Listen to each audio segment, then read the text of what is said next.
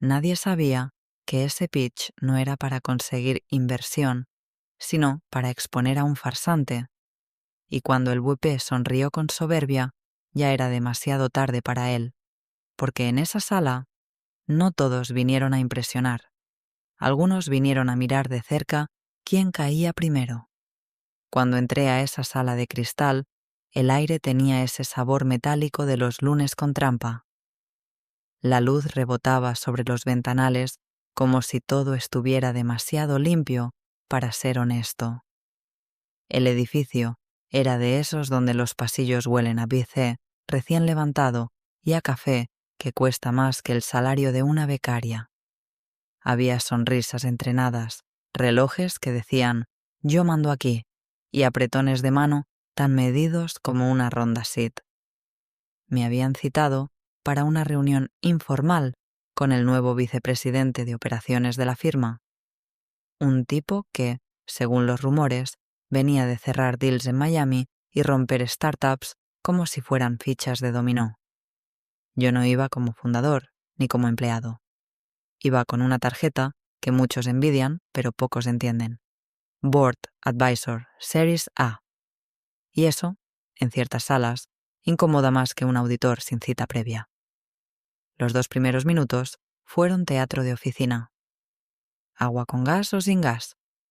Sin, gracias. ¿Primera vez en nuestras oficinas? No exactamente. Había un tablero de pitch en el fondo, unos gráficos proyectados a medio camino entre humo y esperanza, y una mesa larga donde los trajes se sentaban con la seguridad de quien cree que las decisiones solo bajan, nunca suben. Microclima de capital riesgo. Sonrisas duras, ojos veloces. Entonces lo vi entrar, alto, planchado, con el aura de quien ha aprendido que el silencio también se puede usar como arma. Llevaba la corbata como una declaración de guerra pasiva, y al llegar soltó la frase que se clavó en la madera como una daga con monograma.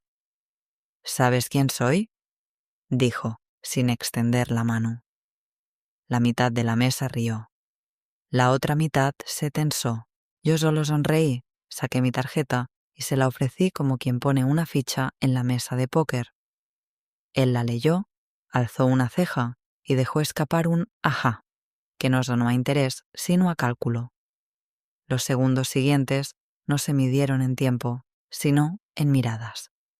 Porque lo que no sabía ese VP era que en esa sala había alguien más evaluándolo a él. Y no hablo del socio silencioso que tomaba notas en su tablet, ni del analista que fingía revisar el Excel. Hablo del inversor de lentes oscuros que, hasta ese momento, no había dicho una palabra. Solo observaba. Una de las asistentes trajo una caja con los NDA. Nadie los pidió, pero aparecieron como esos sobres que te dejan en la puerta justo cuando estás a punto de salir. El nuevo VP tomó uno, firmó sin mirar y lo deslizó hacia mí. «Procede, asesor», dijo. Y entonces entendí que para él yo era solo un trámite. Pero a veces los trámites tienen memoria. Y la mía iba cargada de nombres, fechas y una debacle en Bogotá que este tipo pensaba que nadie había conectado con él. 2 párrafos después de empezar mi intervención, el ambiente se había espesado como café mal colado. Mencioné cifras, sí, pero también mencioné decisiones. Y cuando una de ellas coincidió exactamente con el nombre de una startup desaparecida, alguien dejó de escribir. El VP fingió que no escuchó, pero el inversor, ese de los lentes, se los quitó por primera vez y me miró con una expresión que no necesitaba palabras. Ese fue el momento exacto en que todo cambió de tono, y todavía no había llegado el golpe más bajo. Lo que ocurrió en los siguientes 3 minutos no estaba en la agenda, pero sí en la memoria de alguien con poder para cerrar carreras con una frase. ¿De verdad crees que el VP era intocable? ¿Puede repetir ese dato?, preguntó el inversor, quitándose lentamente los lentes, como si quitárselos le ayudara a ver mejor lo que no quería creer. El nuevo VP tragó saliva. Por primera vez desde que entró, su sonrisa se encogió 1 milímetro. Minúsculo, pero suficiente, como cuando el aire cambia justo antes de una tormenta. Claro, dije, como si no esperara esa pregunta desde que vi su nombre en la invitación. La decisión de disolver Plenix Solutions se tomó exactamente 3 días después de que el fondo transfiriera los últimos 2,5 millones.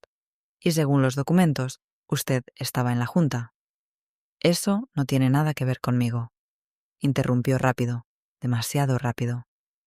Lo curioso, continué, sin mirarlo, es que el CTO renunció 48 horas antes de la transferencia, justo después de una reunión privada con usted. Tengo el correo. Silencio. En las salas donde se mueve dinero, el silencio nunca es inocente. Es señal de cálculo o de caza. ¿Hay más?, preguntó el inversor. Asentí. Saqué la carpeta negra, la de los casos que nadie quiere que se abran en horario laboral. Pasé las hojas como un bibliotecario sin prisa. Mencioné otras 2 startups, mismos patrones, transferencias millonarias, decisiones administrativas inesperadas, desapariciones estratégicas, nombres, fechas, tarjetas, todo con board, todo con BC, todo con pitches que vendieron humo con presentación en Keynote. El VP se ajustó el cuello de la camisa. Nadie se reía ya, ni siquiera el chico de operaciones que al principio le pedía selfies en los pasillos. Una de las ejecutivas sacó su móvil disimuladamente, no para tuitear, eso vendría después, sino para enviar un mensaje que probablemente decía: «Tenemos un problema». ¿Está insinuando que yo? No lo dejé terminar. No insinuó, documenté. Usted puede leerlo todo al final de la reunión. Página 19 en adelante. El resto es solo el contexto. Y entonces pasó lo que nadie esperaba. El inversor dejó los lentes sobre la mesa. Se levantó, caminó hacia la ventana, se quedó unos segundos con la vista clavada en los rascacielos de la Castellana y, sin volverse siquiera, dijo: «No pasó la evaluación. Sáquenlo». Un clic, una orden. Y una carrera que parecía blindada se desarmó como origami bajo la lluvia. El VP se puso de pie, pálido. Miró a todos como si esperara una red de apoyo que no existía. Pero en esas salas, el apoyo es un contrato, no una amistad. ¿Esto fue una emboscada?, alcanzó a decir. No, contesté. Fue due diligence, pero no para invertir, para prevenir. Mientras seguridad lo escoltaba, vi cómo se encogía la espalda que horas antes parecía de mármol. Y entonces alguien murmuró: «Lo sabía. Siempre fue demasiado brillante para ser real». El inversor volvió a su asiento, me miró y con una calma quirúrgica murmuró: «Gracias por venir». Y en su mirada no había gratitud, sino respeto. Ese que se gana cuando no buscas brillar, sino limpiar. Pero lo que nadie sabía aún era que él no era el único y que esta limpieza apenas empezaba. ¿Tú también sospechas que hay más lobos vestidos de ejecutivos? Déjalo en los comentarios. ¿Alguna vez viste a alguien caer así sin que nadie levantara la voz? La sala volvió a llenarse de luz, pero era una luz distinta, como si el aire hubiera cambiado de densidad.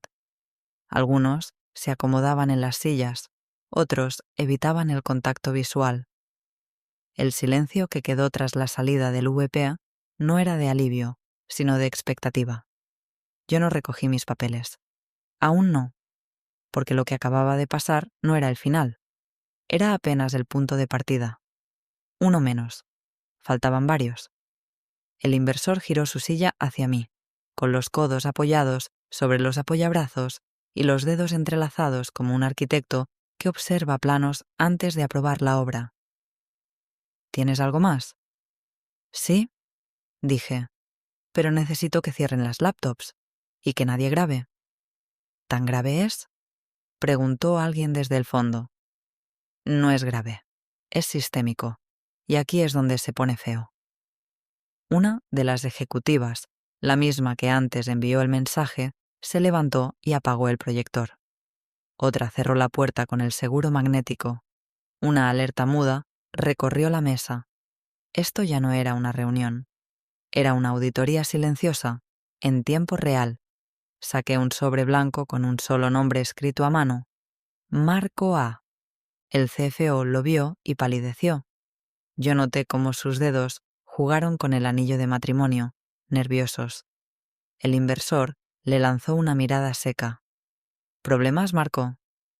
No, no sé por qué mi nombre está ahí. Mentira número 1. Y aún no habíamos llegado al informe del evento en Valencia. Cada 2 o 3 frases dejaba caer un dato. Una venta de acciones justo antes de un NDA. Un contrato de consultoría inflado por una firma secundaria. Un pitch maquillado con cifras que no cuadraban con el Excel interno.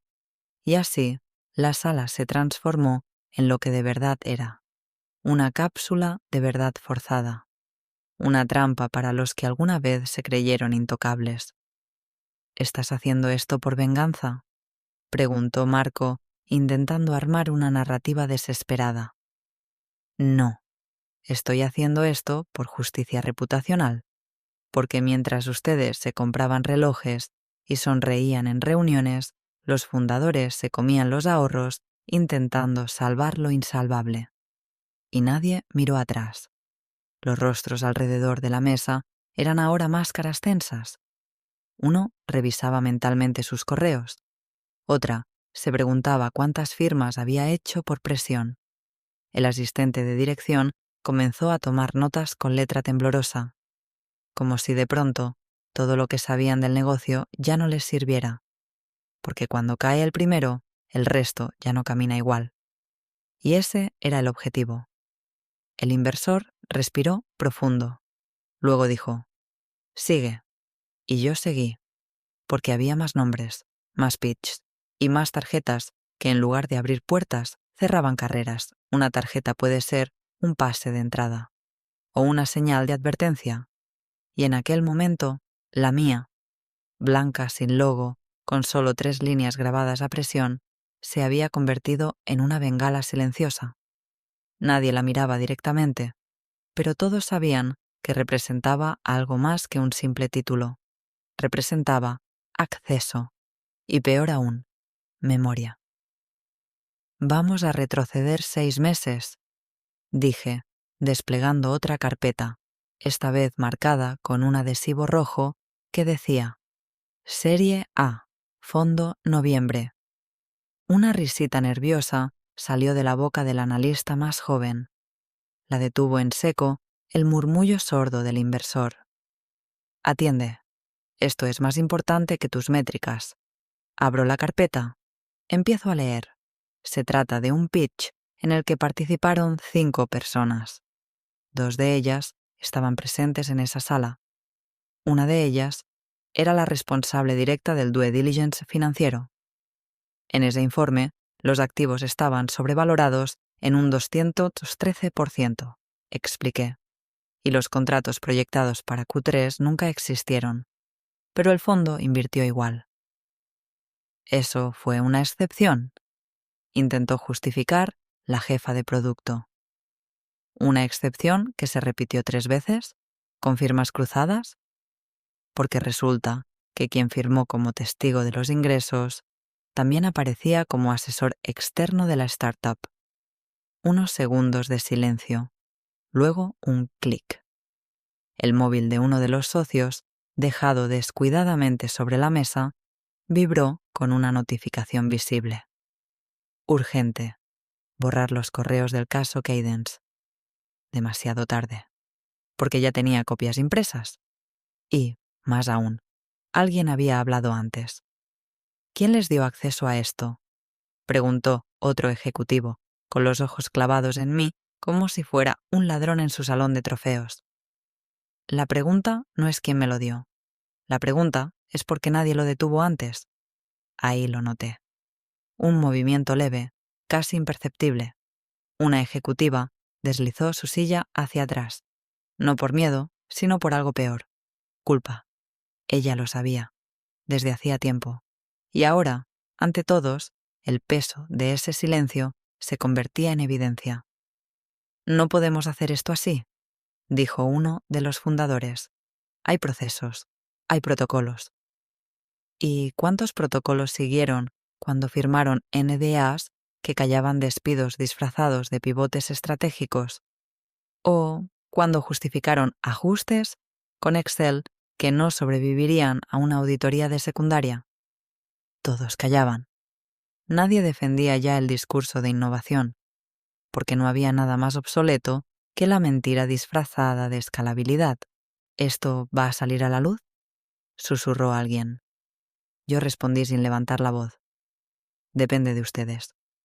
Una gota cayó del vaso de cristal sobre la mesa pulida. El sonido, casi inaudible, rompió la tensión por un segundo. Pero el silencio regresó, más denso, más cargado. Era el tipo de silencio que se siente cuando sabes que alguien ya tiene las pruebas y solo falta que decida cuándo soltarlas. Yo no tenía prisa. Quien llega con prisa a una sala como esa pierde el control. Y esa sala necesitaba exactamente lo que había traído: presión sin ruido, memoria sin rencor y una verdad tan ordenada que no dejaba margen para la negación. Lo sabían, ¿verdad?, dije, sin señalar a nadie, pero hablando para todos. Nadie respondió, pero bastó con mirar. Uno miraba al suelo, otra sostenía el bolígrafo con fuerza, como si pudiera firmar su forma de salir de ahí. El asistente cerraba su laptop con la parsimonia de quien sabe que ese archivo ya no le servirá. Entonces saqué un sobre, pequeño, sellado. Lo deslicé hasta el centro de la mesa. Aquí están los nombres de los LPs que no han sido informados de estas prácticas, y también sus correos personales. ¿Eso es chantaje?, susurró alguien. Lo miré. Sonreí con un respeto sin burla. No, eso se llama responsabilidad fiduciaria. Y ustedes firmaron contratos. En la esquina de la sala, el inversor, el mismo que quitó los lentes al principio, no decía nada, solo tomaba notas. Pero yo sabía que esa libreta no era decorativa, era memoria jurídica. «Entonces, ¿qué proponen?», se atrevió a decir la jefa de legal, finalmente rompiendo el hielo. «No vengo a negociar», dije, «vengo a entregar». Y entonces abrí el documento más temido de todos. Una carta de desvinculación sugerida para 5 personas. No vinculante, pero con respaldo. Una por una. Las leí. Nombres, cargos, casos asociados. Cada párrafo era como un bisturí en una junta de emergencia. No era venganza, era cirugía. Estas cartas estarán disponibles para firmar voluntariamente. Si no lo hacen hoy, las pruebas seguirán su curso. Y no será en una reunión de board, será en medios. Y ustedes conocen bien a los periodistas de Series A. No perdonan sangre. La sala estaba inmóvil. Las paredes, antes testigos de acuerdos secretos, ahora escuchaban lo que nunca se había dicho en voz alta. Que muchos llegaron ahí no por mérito, sino por omisión. Y que eso, hoy, tenía un precio. En ese momento, el inversor cerró su libreta, miró al CFO y dijo: «Es tu turno. O firmas o firmamos nosotros». El CFO, que hasta entonces había logrado mantener una compostura estoica, se inclinó levemente hacia adelante. Sus dedos temblaban apenas, pero lo suficiente para que el resto lo notara. Era como si en ese instante su cuerpo confesara todo lo que su boca no se atrevía a decir.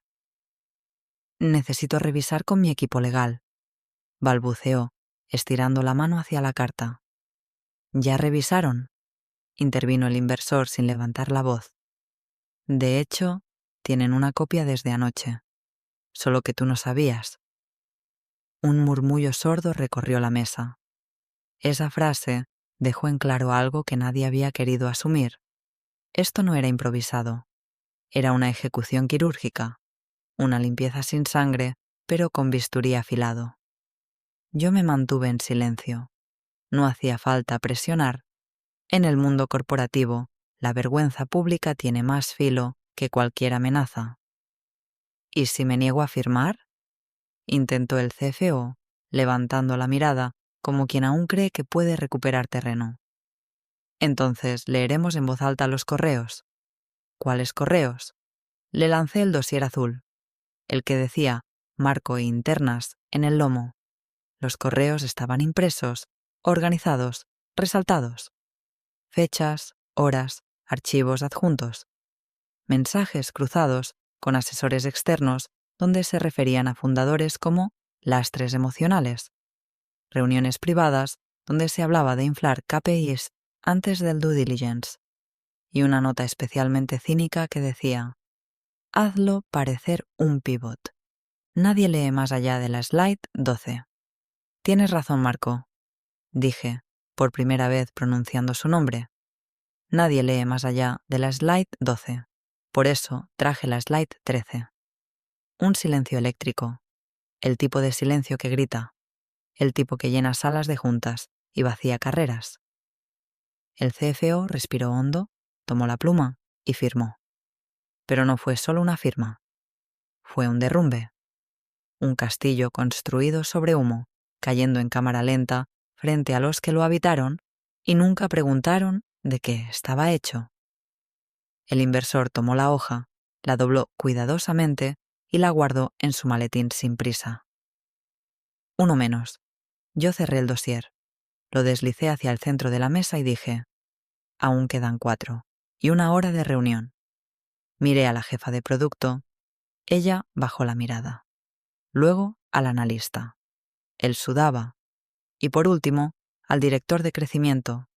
Ese ya estaba revisando mentalmente cada Excel que había enviado en los últimos 6 meses. Porque una tarjeta puede ser elegante, pero cuando llega con datos, se convierte en sentencia.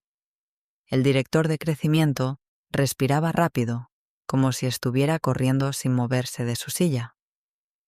Cada gota de sudor que le perlaba la frente era un testimonio involuntario. No necesitaba que hablara. Su lenguaje corporal ya gritaba todo. «¿Tú sabías lo de Cadrix, verdad?», pregunté, sin esperar respuesta. Él se removió, no por incomodidad, sino por cálculo, como si buscara la única salida invisible de esa sala hermética.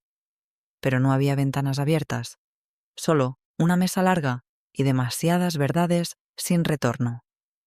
Yo solo hice lo que me pidieron, dijo finalmente, la voz cargada de autojustificación. Eso también lo dijo el tipo que validó Enron y acabó vendiendo autos usados en Murcia. Una carcajada seca se escapó de alguien, nerviosa, involuntaria. Pero el ambiente no era de humor, era de demolición estructurada. Tenemos 3 campañas de adquisición con datos manipulados. Continué desplegando los informes. Y 3 facturas emitidas por servicios que no se entregaron jamás. Eso era una estrategia de visibilidad. Intentó. No, cortó el inversor. Eso es fraude. Y cuando esa palabra se pronuncia en voz alta en una sala donde todos han firmado NDA, pitch decks y acuerdos de serie A, el oxígeno se enrarece. El analista joven, el mismo que al principio se reía, ahora bajaba la cabeza, tal vez comprendiendo que no todo era una broma con métricas falsas y decks bien diseñados. Tienes 2 opciones, le dije al director.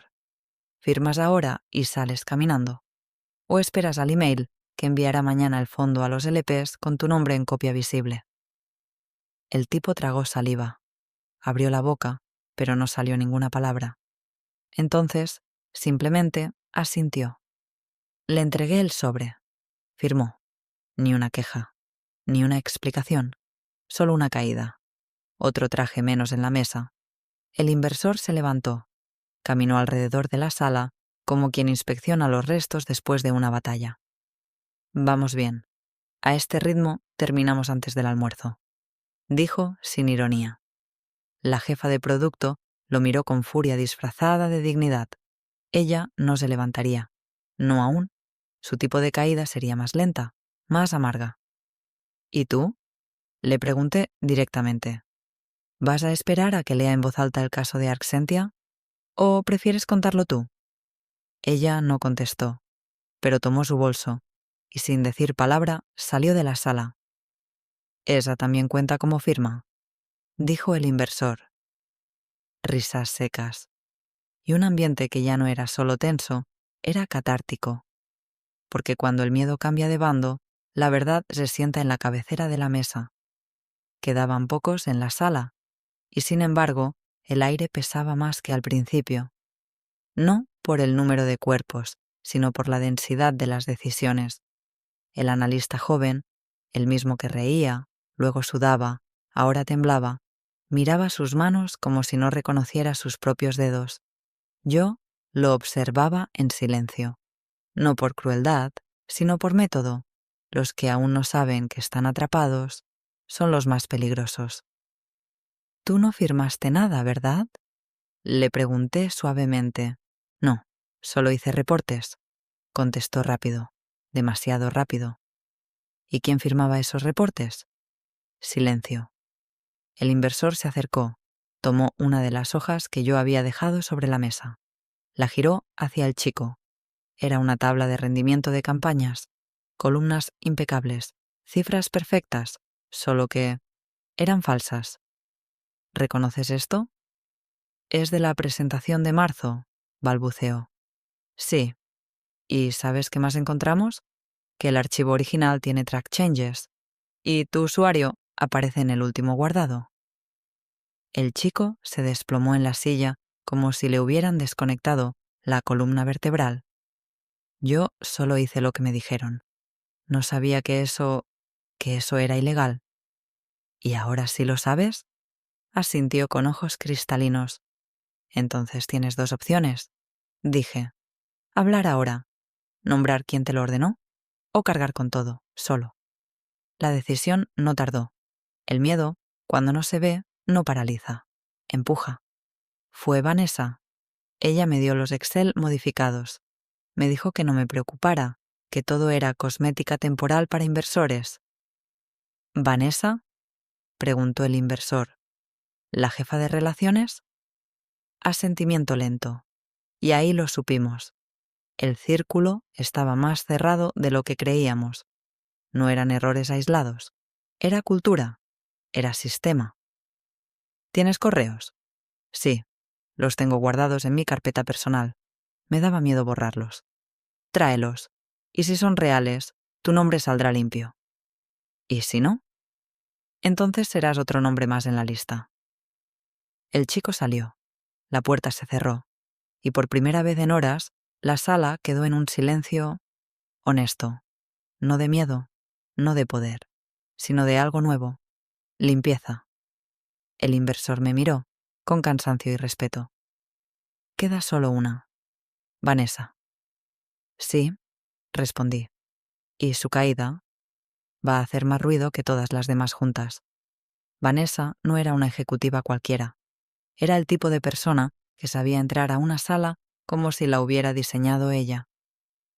Todo en su lenguaje corporal gritaba control.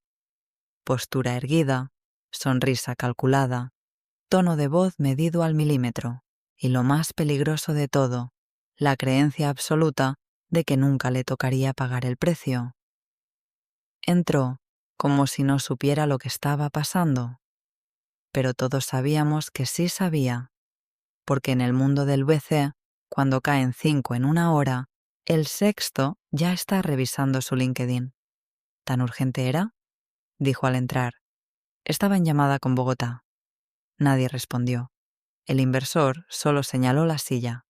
Ella se sentó con elegancia ensayada, cruzó las piernas, sacó su libreta. Acto reflejo. Yo abrí la carpeta con su nombre. No tenía etiqueta, ni colores, solo su nombre. Vanessa C. ¿Te suenan estos archivos?, pregunté, colocando 2 documentos frente a ella. Los miró con velocidad. Luego, Como si nada, respondió. Eso es parte del material de inversión. Modificado por ti, dije, y enviado desde tu correo personal. Eso no prueba nada. Entonces puse sobre la mesa el sobre del chico, el que acababa de entregarnos con los correos, los forward, las notas de voz. Uno de ellos era demoledor. Que el analista lo maquille. Si salta, yo lo freno. Tranquilo, esto no explota. Vanessa se quedó helada. Por primera vez en esa sala, se le vio vulnerable. Solo por un segundo. Pero suficiente. Yo construí esta red, dijo, ya sin maquillaje en la voz. Ustedes solo ejecutan.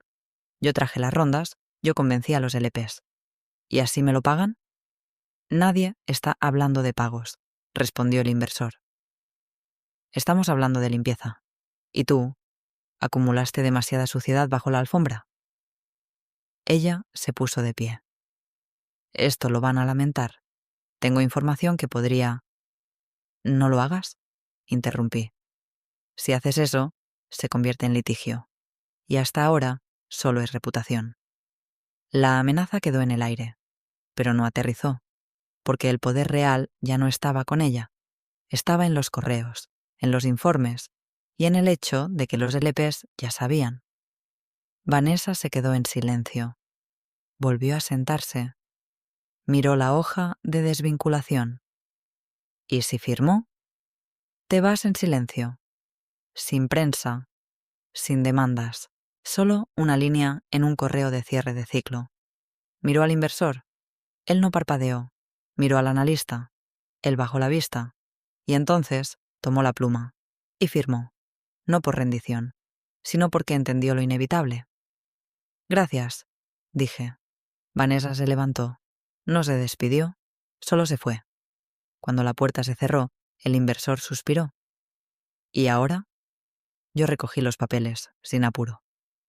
Ahora reescribimos las reglas, pero con gente que no las tuerza desde dentro. El reloj marcaba las 13:42 cuando la sala quedó vacía. No vacía de cuerpos. Algunos seguían allí, sentados en silencio, leyendo los documentos, borrando mensajes, mirando sus reflejos en la pantalla apagada del proyector. Sino vacía de arrogancia. Se había ido con cada firma, con cada excusa desmoronada, con cada verdad dicha sin alzar la voz.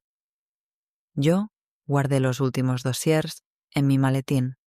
Me aseguré de dejar una copia para el área legal, otra para el inversor.